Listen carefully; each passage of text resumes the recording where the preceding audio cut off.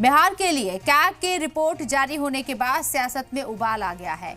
अब आरजेडी ने पोस्टर के जरिए नीतीश सरकार पर हमला बोला। पटना में आरजेडी ने पोस्टर लगाकर इसे महाघोटाला बताया, साथ ही इसकी न्यायिक जांच की मांग की। आरजेडी प्रदेश कार्यालय के बाहर लगे पोस्टर में ये बताया गया कि कुल जीडीपी के 8.5% का महाघोटाला किया गया। पोस्टर वॉर एक बार फिर से शुरू हो गया है बिहार में और इस पोस्टर वॉर के जरिए महाघोटाले का जिक्र किया जा रहा है।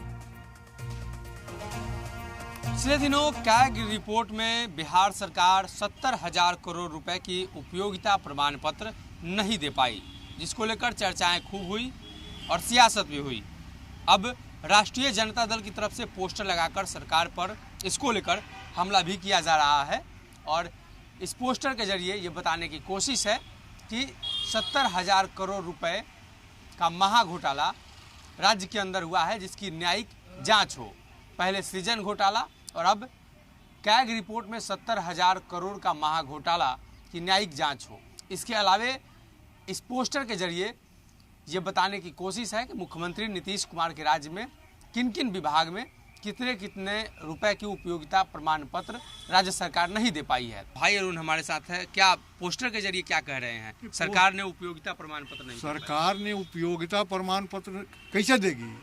जब वो काम होगा तब ना उपयोगिता प्रमाण पत्र। बिना काम के पैसा निकल गया और वो पैसा नेताओं के और भ्रष्ट अधिकारियों के पॉकेट में चला गया। देखिए, ये 70,000 करोड़ का महाघोटाला, ये बाप रे बाप, ऐसा मुख्यमंत्री नहीं चाहिए बिहार को जो बिहार को बर्बाद कर दे।